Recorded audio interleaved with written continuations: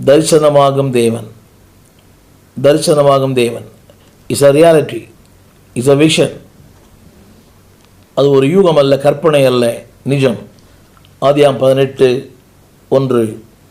பின்பு கர்த்தர் மம்ரேயின் சமபூமியிலே அவனுக்கு தரிசனமானார். 2 வித்தியாசமான வார்த்தை. கர்த்தரோடு பேசினார், அவள் இங்கே தரிசனமானார்.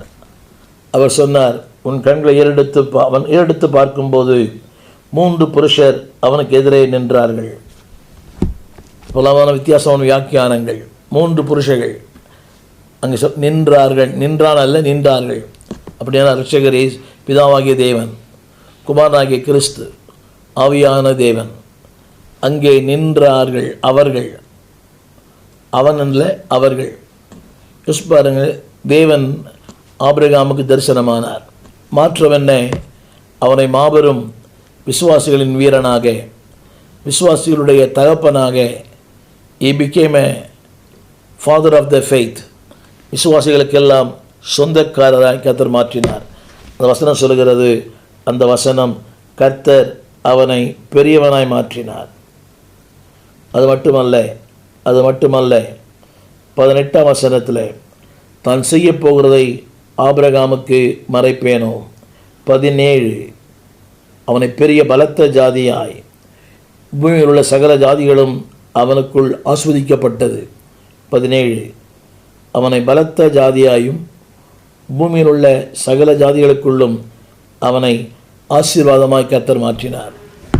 என்னை கேட்டுக்கொண்டிருக்கிற அன்பு தெய்வ பிள்ளையே, when God visits you, தேவனை சந்திக்கும் போது அவர் செய்கிற முதல் ஆசீர்வாதம் உன்னை பலத்த ஜாதியாய், 2வது பூமியில் உள்ள சகல ஜாதிகளுக்கும் உன்னை ஆஸ்வதிக்கப்பட்டவனாய்.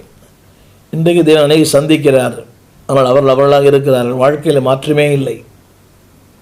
ஊழியனாய், ஊழியக்காரியாய், வேத பண்டிதர்களாக இருக்கிறார்கள். But still there is no change in their life. திரும்ப சொல்கிறேன், ஒரு தனி நபரை தேவன் சந்தித்து ஒன்றுமில்லாதவனை ஆசீர்வதித்து சொல்லுகிறார். அது மட்டுமல்ல, பலத்த ஜாதியாய். 2வது வார்த்தை, பூமியில் உள்ள சகல ஜாதிகளும் அவனுக்குள் ஆஸ்வதிக்கப்படும்படியாய். ஒரு தனி நபர் மூலமாய் ஒரு சந்ததியை ஆஸ்வதிக்கிறார். என்னை கேட்டுக்கொண்டிருக்கிற அன்பு தெய்வ பிள்ளை ஊழியர்களே, அன்பு தாயே, அன்பு தகப்பனே, உங்கள் அர்ப்பணம், உங்கள் தியாகம், உங்கள் நீதி, உங்கள் நேர்மை, உங்கள் உத்தமம் உங்கள் சந்ததியை ஆஸ்வதிக்கும். உங்களுடைய அநீதி உங்கள் சந்ததியை வீழ்த்தும். உங்களுடைய தவறான செயல்கள் உங்கள் சந்ததியை சாபத்துக்குள்ளாக்கும்.